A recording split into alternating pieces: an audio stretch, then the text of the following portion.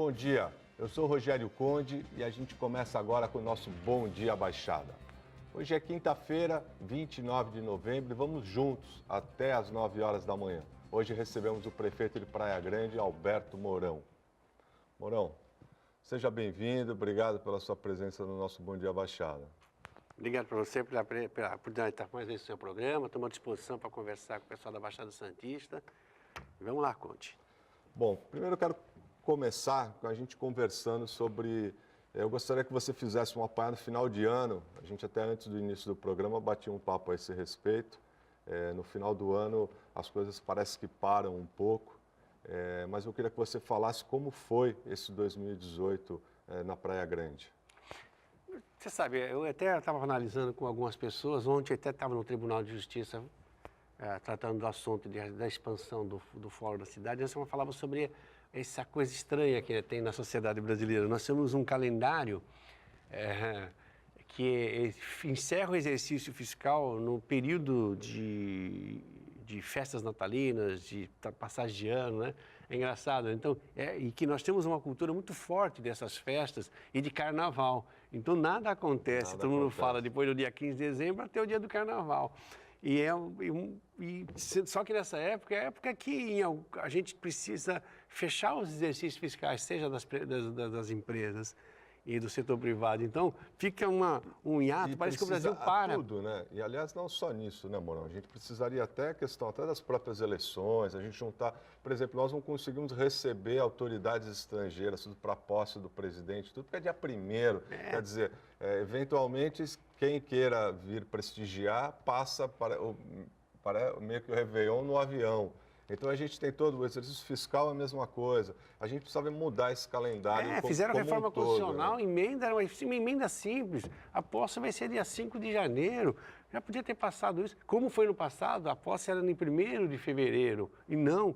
Você vê que é tão estranho o Brasil que a Assembleia Legislativa de São Paulo toma posse, a nova Assembleia, em março. É verdade. Meu, cara, é cômico. Por exemplo, o governador entra, né?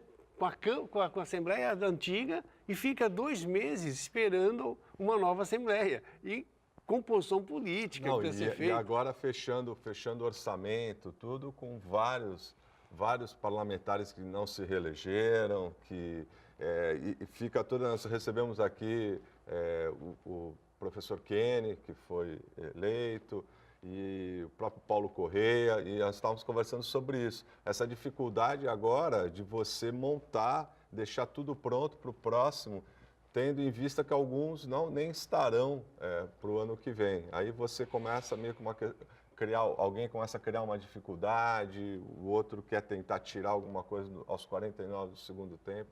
É complicado, né? Então, e aí a gente fala de reforma política. Essa é uma das partes da reforma política, né? Não é só da questão do volume de partidos, da forma da disputa eleitoral, para tornar ela cada vez mais transparente e democrática, do ponto de vista de apoio, sustentação de governo a partir desse processo da reforma, que ela não seja o que está se tentando fazer, uma sustentação estritamente política, mas ela não pode estar longe do mundo político, porque política pressupõe que alguém discorda de algumas ações de governo, mas tem que haver a disputa de ideias, não a disputas de poder, que é o que acontece nos bastidores e que a gente não assiste e não vê, né? E isso que é o mais grave de tudo. Quando você vê um embate político pelos meios de comunicação, até na Assembleia Legislativa, em qualquer órgão colegiado, ela é salutar, ela faz parte do pensamento político divergente e que, às vezes, é um farol para você corrigir parte das suas ações ou efetivamente responder às ações desta oposição para que a sociedade esteja com você porque você está no caminho certo. É a pauta que é fundamental. Quando ela vem com o ranço de trava, daquele bastidor nefasto que quer só prejudicar o governo porque ele quer mostrar que ele tem poder, ele quer mostrar criar uma dificuldade para vender uma facilidade. Ou então fazer negociações nefastas, assim, que é o que a gente levou o país onde chegou. É isso que a gente precisa fazer. A reforma, ela vem, para mim, a reforma teria que vir nesse caminho, tentando fazer com que haja transparência nas ações até de oposição, não é de transparência nas ações de governo. Porque às vezes o cara está fazendo oposição, mas com outro viés. O viés dele é o viés efetivamente faca no pescoço do governo para criar benefícios para si. Ele acusa da falta de transparência, mas ele é tão intransparente como qualquer um. Tá? Então, essa é uma coisa. Então, a gente está vivendo um momento político novo, aí que você estava falando, começo de ano. Então, tem esse problema de calendário nosso. E agravado com a posse, né, de governador, de presidente da República. Eu sou a favor da eleição concomitante. Acho que governador, prefeito, presidente da República, legislativo, data para todos. Uma data só, mandatos de 5 anos e uma data só para a eleição, nós elegeríamos todo mundo. Por quê? Muda as políticas públicas. Nós temos hoje o Ministério Nacional de Ação Social, uma Secretaria Estadual de Ação Social. Se esses governos mudam, essas secretarias fundem com outras, ou então entra uma nova cabeça. Essa cabeça muda as políticas públicas. Olha, agora não vai ser mais esse caminho, vai ser esse aqui. Não tem uma continuidade. Aquilo que estava sendo feito pelas prefeituras em parceria com o governo estadual e federal são chocadas de lado. Imagine que o governo federal tem uma cabeça, o estadual outra, e que vão entrar, mas há sobreposições de ações governamentais. Isto leva a desperdício de recurso público também. Recurso público. Então, é isso que está acontecendo no Brasil, não tem só desvio de recursos públicos. Os gestores municipais, principalmente, conseguem, de alguma forma, se adaptar à situação como está, às vezes até o perfil daquele na esfera estadual ou federal, e, de repente, quando muda a política, a filosofia desse gestor, as prefeituras, os gestores precisam também se adaptar, às vezes não é mais nesse caminho, você acaba desperdiçando até um trabalho que vem sendo feito. Você sabe que, só para finalizar, a gente está muito preocupado, eu acho que a questão da Lava Jato é fundamental, continuar as apurações, mas não ter como foco só isso. A gente precisa reformar o Estado brasileiro. Há um desperdício de recurso público que é maior que o desvio de recurso público, porque a sobreposição de atribuições entre os entes federativos, Estado, município e União, é gravíssimo, faz com que três façam a mesma coisa e não façam nada, porque ficam disputando ou desperdiçando recurso público.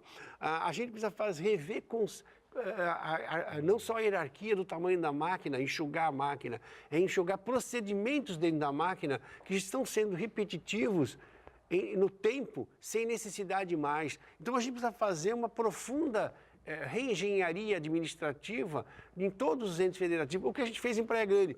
A Praia Grande consegue realizar muito, mesmo em crises, porque constantemente está revendo conceitos. Porque não pode manter a mesma situação fática. E uma outra coisa, rever também a visão que você tem. Nem sempre o menor custo é o melhor resultado. E é uma realidade. É a mesma coisa que eu comprar um remédio barato, mas é um placebo. E aí o remédio que tinha que ser, você não tomou. Isso é um problema seríssimo. Mas aí a gente já entra até colocando o dedo na ferida, já é questão da lei de licitação também, da 8.666, que precisaria mudar em muita coisa. Eu sou contra mudar a lei. Eu acho que a gente precisa, por exemplo, a questão até mudar que eu estou falando, quero fazer o parênteses. Eu ainda falava ontem sobre isso. Quando você faz uma nova lei, você zerar ela. Se você fizer uma nova lei... Não, a gente precisa aperfeiçoar. O que acontece? Tem artigos que você vai ter novas interpretações. É muito ruim. Eu pegaria aquilo, ver os buracos que tem naquela lei. Aperfeiçoa. O que é valor inexequível? Às vezes não cabe, às vezes determinadas... Então, você ter algumas coisas que fechasse a porta para essa coisa nefasta que vem acontecendo. Você tem que fechar essa porta. E aproveitando que a gente iniciou o programa e acabou enveredando para esse caminho, como é que você está enxergando no governo federal, Bolsonaro, as suas nomeações? Porque a gente percebe dentro do que a gente conversava anteriormente, por exemplo, a questão daquela negociação com partidos. Ele, a princípio, está procurando... não atender a pedidos específicos, ou pelo menos não que esteja parecendo para o grande público como sempre foi. Então, partido tal me indica o ministro para a pasta tal. Partido tal, ele está procurando contemplar bancadas, né? Então, o setor da agricultura, que é multipartidário, enfim, outras, de segurança pública, enfim, está tentando. Como é que você enxerga isso? Você acha que vai ser benéfico? Você acha que é um bom caminho? Como é que você está lendo esses primeiros passos na questão das nomeações e tudo? Acho que a primeira escolha dos ministros, ela segue o ordem natural. Acho que é uma estratégia dele procurar escolher aquele que ele consiga, pelo menos, ter um mínimo de afinidade, né? E tem uma capacidade técnica. Parece que, a meu ver, ele está procurando até nomes desconhecidos, em alguns casos, mas que tem um currículo de tempo na vida pública, que é fundamental, porque a gente precisa conhecer a máquina pública, no mínimo, senão você chega lá para aprender ainda, vai ser muito, muito pior, mas que tenha um passado de comportamento diferenciado, de um cara perseverante, dedicado à causa pública. Acho que eu espero que seja esse o caminho que esteja acontecendo. Acho que a gente tem que dar um tempo, as pessoas precisam perder a mania de já sair criticando, porque cada um vai ver o seu lado, né? Quer ver o seu amigo no ministério, porque acha que esta oportunidade que ele tem de se aproximar mais do governo. Então, a imprensa vai fazer a sua análise do seu interesse, da sua maneira de ver, então cada um tem. Acho que tem que deixar um tempinho e organizar o governo. Mas eu acho que o mais complexo eu pensava ontem ainda, quando vi anúncio de nós, uma vez, de alguém para o Ministério do Turismo ligado a um grupo evangélico, alguma coisa da corrente evangélica. A minha preocupação é também o que pode acontecer. Vai se remodelar os partidos?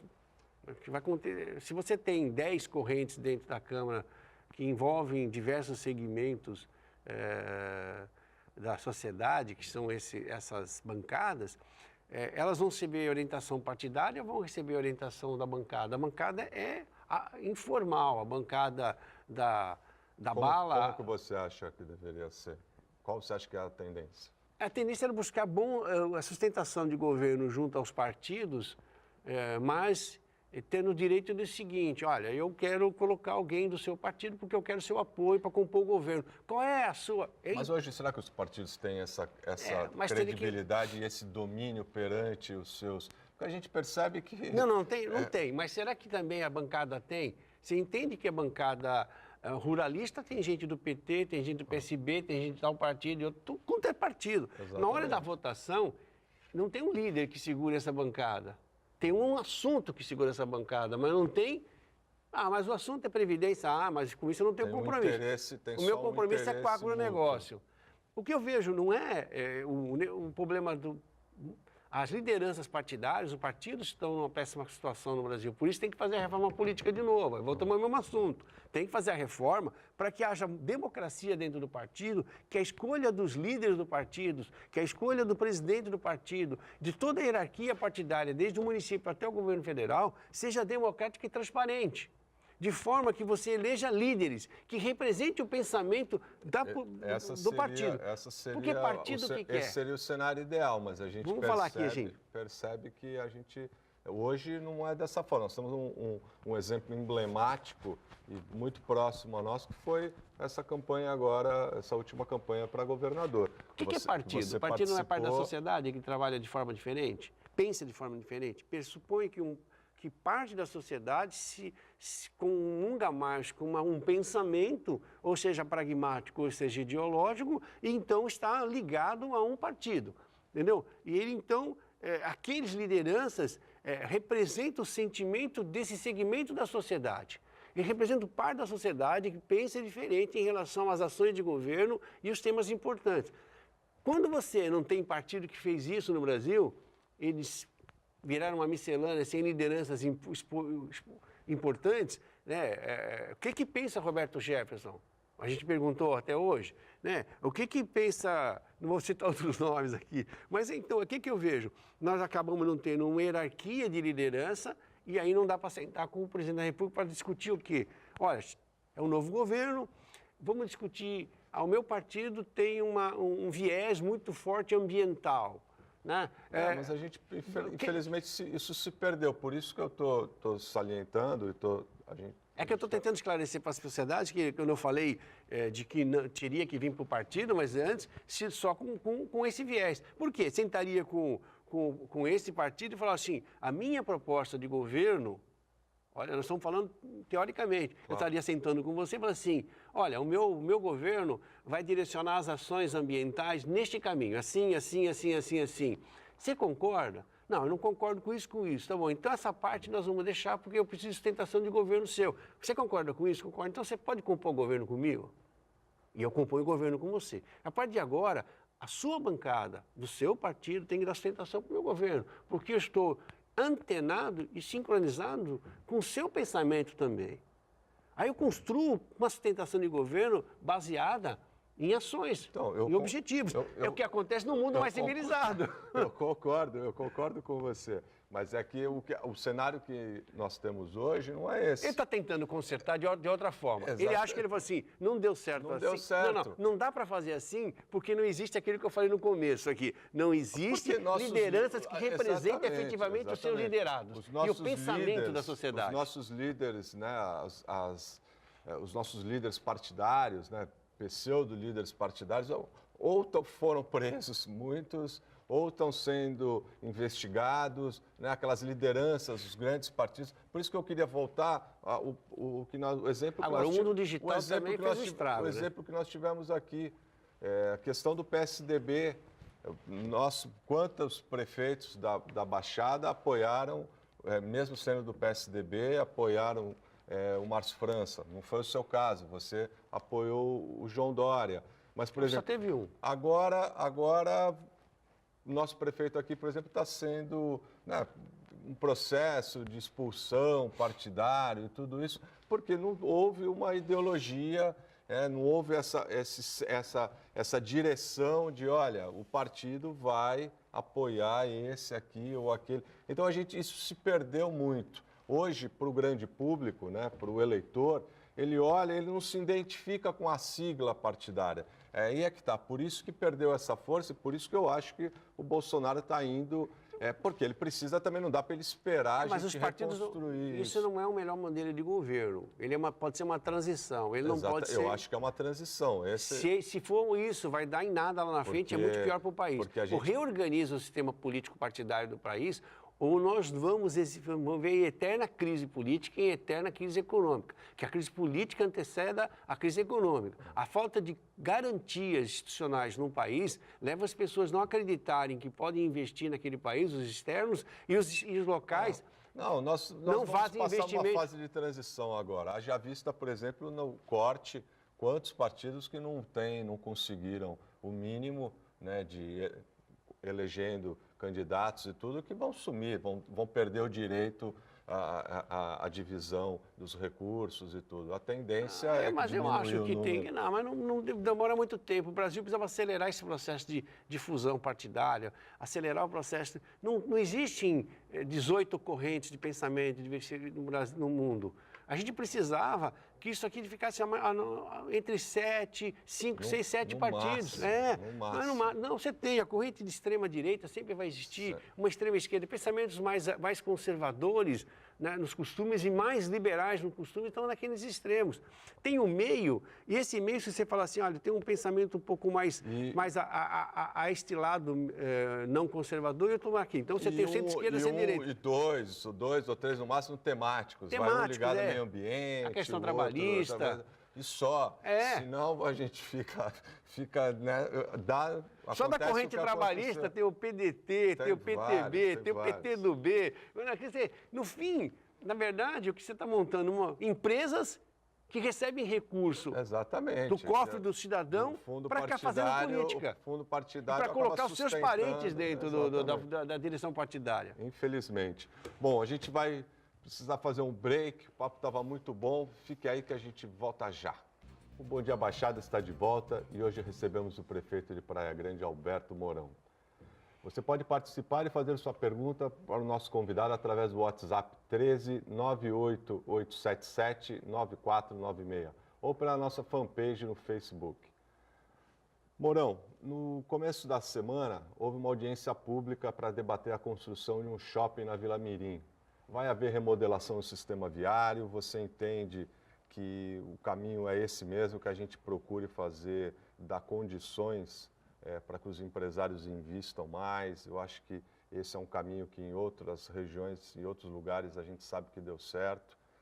Tentar fazer com que o gestor público seja um facilitador para que os empreendimentos aconteçam e ele vai coordenando e colocando diretrizes, pensando sempre no melhor da coletividade. Como é que foi essa audiência? Como é que está essa questão? Porque um shopping é sempre um empreendimento que traz alavanca o comércio, gera empregos. Como é que está sendo isso? Então, eu acho que você falou a palavra-chave. Eu sempre falo que nós, do setor público, temos que criar uma condição, cenário, infraestrutura e deixar a coisa acontecer no setor privado, né? Nós não podemos ser obstáculo, nós temos que ser solução desde que haja transparência e tenha interesse público envolvido.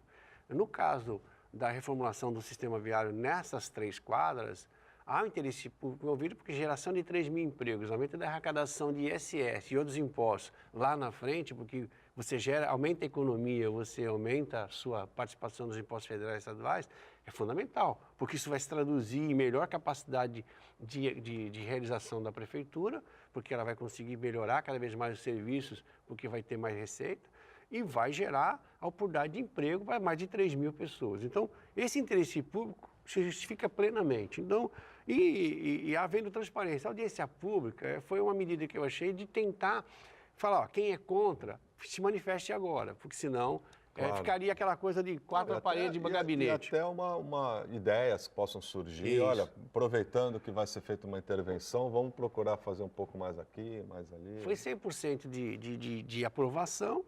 E eu acho que é isso que está acontecendo na Baixada, passando. Eu conversava ontem com um empresário, e a gente tem um segundo projeto que está demorando, não por culpa da prefeitura, aí é que é entre o Estado e a União, né, quando ela consegue colocar travas, que é a Andaraguá, que pode gerar 15 mil empregos. E ele é importante para a Baixada Santista. É um marco, né? É um marco divisório da economia da Baixada. E a gente sabe muito bem, Rogério, que há mais de 30 anos, nada de novo acontece na Baixada. Só falando para o nosso telespectador o que é o projeto Andaraguá, que é um complexo... É um complexo aeroportuário, na verdade, é um parque industrial com 1.800.000 metros de galpão, com uma pista de pouso. É uma nova dinâmica que aconteceu no universo países do mundo já, que tem aeroportos que estão anexos a parques industriais para facilitar a produção de produtos que estejam com assim, baixo volume de peso, que usa o avião como instrumento de transporte, e alto valor agregado. O valor por exemplo, eletrônicos, farmacêutico. Uma pílula pesa pouco, mas o valor que você tem ali de agregamento de produtos de conceito, de desenvolvimento daquela tecnologia. Seria um marco de desenvolvimento para a Baixada, né, para a região metropolitana. A outra coisa, o e-comércio cresceu muito, então pode se transformar esses galpões, não só em indústria, mas atividade de redistribuição regional da América do Sul, uma sede de uma Amazon na região, ou até o Alibaba, alguma dessas, assim, desse modelo de atividade. Manutenção de aeronaves, cresceu bastante o mundo do transporte aéreo, você cresce e também a necessidade de hangar para não só guardar as aeronaves, mas fazer a manutenção delas. Então você tem um volume de diversificado de atividades que também vão gerar atividades diversificadas de necessidade de mão de obra. Então, assim, é um complexo que ele não termina na realização da construção, ele vai ser de longo prazo no processo de estar continuamente criando novas oportunidades de trabalho. Vejo que mesma coisa o essas shopping, travas em outra forma, né? Porque o shopping também é um empreendimento pontual, mas o seu entorno começa a se desenvolver também de forma muito forte. não só na valorização de imóveis, mas outros comércios menores que vêm atrás. Geralmente que não vão para dentro do shopping acabam ficando na sua lateralidade. Exatamente. E geram mais impostos de trabalho. Tira a gente da informalidade, porque tem muita gente que A estimativa é 6 mil empregos, né? 3 diretos e 3 mil indiretos. É uma média disso. É um número significativo. Então você não tem só as lojas, você tem os serviços que apoiam as lojas, você tem uma magnitude de empregos que não estão ligados diretamente dentro de uma loja, na porta ali da loja. E você tem a parte de retaguarda, que é muito maior. Para você ter uma ideia, o aeroporto de Congonhas, que embarca hoje em torno de 25 mil passageiros mês, sabe quanto, anualmente 25 milhões? Ela tem 25 mil empregos. Você não chega a 25 mil pessoas entrando no aeroporto de Congonhas, mas você entra pelo mundo, você tem o mundo do transporte, de movimentação, desde o começo, para chegar o passageiro até o passageiro, né, retornar. Então, você tem uma coisa que a gente não consegue enxergar e que existe dentro desse complexo. Eu falo isso com toda certeza, porque foi uma coisa que eu me dediquei muito quando eu estava no Congresso, que é a questão aeroportuária. E aí eu fui conhecer um pouco do setor e quanto ele gera de emprego. E visitei aeroportos no Brasil e no exterior. Então, eu me aprofundei no tema porque eu tinha certeza que era o crescimento do transporte de carga aéreo ia crescer muito e vem crescendo todo ano. Vem todo ano crescendo. E isto vai chegar uma hora que entre 40% a 50% da carga será transportada por via aérea. Até pela mudança das aeronaves. As aeronaves, para você ter uma ideia, disse outro dia o nosso reitor aí da universidade aqui na Baixada. Osíris. Doutor Osíris é especialista. Ele falou assim, Mourão, as pistas vão ser cada vez menores e os aviões com mais capacidade de carga. Então, assim, nós vamos ter condições de transportar muito mais. Isso poderia ser potencializado ainda mais se nós conseguirmos realmente tirar o aeroporto civil aqui da base aérea. Da base aérea. Também, porque e não conflita com esse. Esse aqui, ele tem uma... Mas potencializaria essa questão de aeronaves, a concentração de aeronaves, de manutenção, de tudo isso. Agora, o que eu vou ter que pegar um gancho nisso é a questão econômica regional. Há um esfacelamento econômico que não é só provocado, é um erro. Aqueles que estão me ouvindo, vamos fazer uma reflexão. Não é um problema econômico de 2017, 2018 ou início de 2016, fim de 2016. É muito mais grave. Vamos fazer uma análise dos últimos 10 anos, dos últimos 20 anos. O que vem acontecendo com a Baixada? Nós estamos cada vez mais empobrecendo a economia e nós nos apercebemos que o Porto de Santos sofreu novas concorrências e não se modernizou, que o Parque Industrial de Cubatão, tanto petroquímico como siderúrgico, sofreu nova concorrência nacional e não houve uma reengenharia dentro desse processo. Então, o que nós percebemos? Houve um empobrecimento, né, desse volume. Nós continuamos com um PIB alto, mas não agregando valores regionais e geração de novos postos de trabalho. Pergunte, né? Faça a pergunta, quantos postos de trabalho tinha no Porto de Santos, quanto tinha dentro da COSIPA, quanto tinha dentro da refinaria, quanto tinha daquelas empresas em volta disso, e se perceba que nós não crescemos economicamente. Nós reduzimos não só esse, como a possibilidade de gerar novos postos de trabalho dentro das cidades regionais, nas cidades dessa região, através das atividades correlatas e que fazem complementação dessa atividade econômica. Eu vejo que, Rogério, é urgente. Era uma conversa minha, informal, com 2 pessoas.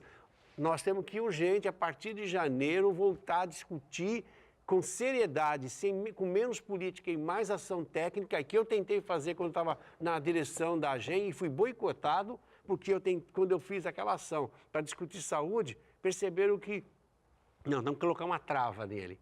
E aí não me deixaram continuar, e eu ainda tentei, nos últimos meses, aquela grupo empresarial e técnico para discutir uma forma de reativar a economia e levar uma proposta para o governo federal, estadual. O responsável por esse nefasta situação da Baixada Santista tem um nome: Secretaria Estadual de Ciência, Tecnologia e Desenvolvimento Econômico. Essa secretaria foi omissa, não olhou para a Baixada Santista, não viu que nós estávamos empobrecendo e o cidadão da Baixada está pagando a duras penas isso. Então, eu cobro do Estado isso E foi por isso que, às vezes, eu entrei de frente. Porque nós tivemos secretários que tiveram à frente dessa secretaria no Estado, que eram da Baixada por 2 vezes. 2 vezes essa secretaria foi comandada por gente da Baixada. Então, não vem falar para mim, né, que nós somos vítima, não. Nós somos vítimas da nossa ação política mesmo. Então, a gente precisa rever isso. Eu não vou citar nome. Eu vou só dizer que nem sempre quem governa e é local tem a visão estratégica.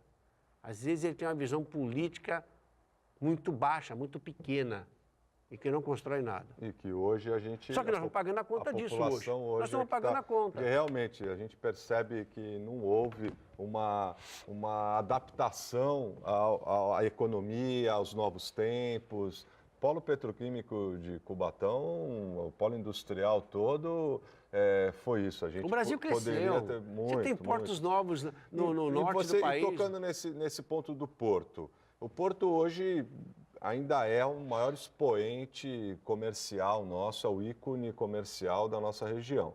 Né? Em questão de... Pena que os recursos não ficam aqui muito pouco. Mas ele é um gerador, né?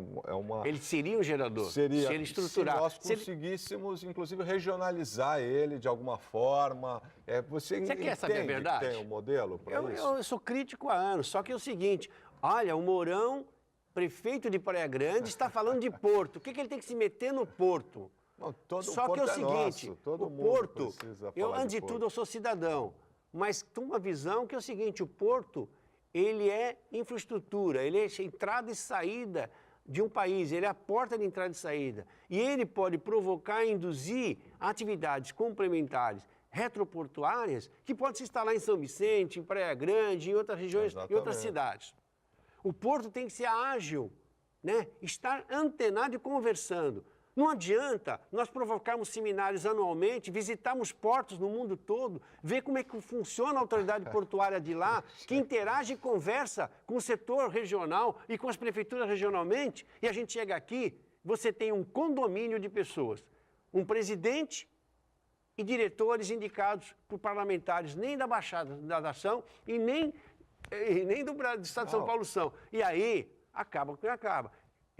Nós, prefeitos, não temos diálogo com a autoridade portuária. E ela precisa entender que ela não é autoridade. Ela teria que, efetivamente, dialogar com a região para ver o que ela pode nos ajudar a induzir a atividade econômica regional. Não, nós simplesmente temos aí uma coisa intocável, que é o Porto Santo. Então, cara, ou a gente muda esse status quo, ou então não vai ter. Não, e agora né, a gente não pode deixar de citar todo esse embaraço, né, que está acontecendo, o presidente Essa empresa tem uma função social. É um negócio e fica todo, né, nós aqui, a Baixada, as cidades da Baixada toda assistindo. O que todo mundo sabia era uma questão de tempo para que isso acontecesse, que tivesse peito para acontecer, que a gente viu vários desmandos, situações, né, o empresariado que de alguma forma acaba atuando e tem conhecimento sobre o que acontece dentro do porto, sabia as coisas que aconteciam. Mas você manda um cara lá de outro estado, do lado extremo, vem para cá, fica aí na direção da entidade, mas não interage, não pega o telefone e fala assim, vamos fazer uma reunião com os novos prefeitos para discutir como o porto pode ser solução regional para atrair novas atividades econômicas complementares ao porto, que possam se sediar aqui. Como é que o porto pode ser ágil para efetivamente ser atrativo para quem vai exportar e vai importar? Agora, nós perguntamos para eles, é estratégico para a Baixada, o Porto de Santos? Extremamente estratégico. Só que... Claro. Quando você fala que os setores produtivos do Brasil, de São Paulo estão exportando para o Paranaguá, abafa o caso. Ninguém pergunta por que as pessoas estão levando a carga para lá, estão levando a carga, tentando sonhar com São Sebastião, tentando sonhar com o Porto do Rio de Janeiro. Por quê? Não querem burocracia. Mas aqui a gente tem uma reserva de mercado. Só que o mundo age e reage. E aí é aquele negócio. Se esse cara não abre a porta para entrar e sair nesse país, eu vou buscar uma porta para me entrar e sair. Eu preciso sobreviver economicamente. Eu preciso ter uma atividade econômica e conversar com o mundo. Cada vez mais, se os portos sempre foram importantes na história do mundo, leia a história do mundo. As maiores cidades se iniciaram através... Quando o mundo não era globalizado. Imagine agora se não é mais importante ainda, num mundo tão globalizado como o nosso. E, de repente, a gente trata isso como se não fosse nada. Qualquer cidadão... A Baixada com um gigante desses... Qualquer homem público, qualquer cidadão, não tinha que ter noção disso. Sabe para quê? Para, de forma uníssona, agir, pressionar para mudar isso. Porque ele é estratégico para nós. É muito estratégico. A gente precisa encontrar um caminho. Nós vamos precisar ir para mais um intervalo. Fique aí, é só um minuto, a gente volta já. Estamos de volta e chegamos ao último bloco do programa. Hoje recebemos o prefeito de Praia Grande, Alberto Mourão. Você ainda pode participar fazendo sua pergunta através do nosso WhatsApp, 988-77-9496, ou pela nossa fanpage no Facebook. Mourão, esse último bloco eu queria que a gente desse mais uma pincelada, porque o nosso papo vai fluindo e a gente acaba... Eu queria dar mais uma pincelada na questão, por exemplo, de mais especificamente Praia Grande. Temporada de verão chegando. Como você tem alguma ação programada? As pessoas se preocupam muito com a questão da segurança pública, pela alta concentração de turistas que vêm à nossa região, tudo. Como é que está essa temporada sendo planejada? Nós temos um processo que tornou automático ao longo desses 15 anos, depois que eu passei o primeiro governo, a máquina se ajustou. Coleta de lixo, você quadriplica praticamente a ação de coleta, você dobra o número de veículos e bota ele em escala maior de tempo, de horário, né? Automaticamente você potencializa com isso as ações de coleta, que é fundamental. Você vai quadruplicar a população da cidade nesse período. Aliás, só uma coisa, Mourão, te interrompendo. Aliás, você se notabilizou, as pessoas enxergam você como um gestor que soube realmente se programar para não ter surpresas, né, nas várias temporadas. Praia Grande é muito requisitada nessa temporada e tudo, e a gente percebe que Praia Grande já tem um planejamento feito de ano inteiro e chega na temporada as coisas fluem naturalmente, né? Eu lembro, e eu sou um grande defensor das guardas municipais, aqui, e até de você dar condições para que o guarda seja armada, claro, dentro dos critérios e tudo. Praia Grande tem uma guarda municipal reconhecida como muito atuante. Então, essa questão, inclusive, de segurança, tudo, as câmeras de monitoramento que na Praia Grande, elas efetivamente existem e são acionadas frequentemente. Então, Praia Grande acaba, né, na temporada, todo mundo se prepara, mas para Praia Grande é natural. O governo não pode ser seu, o governo tem que ser da sociedade.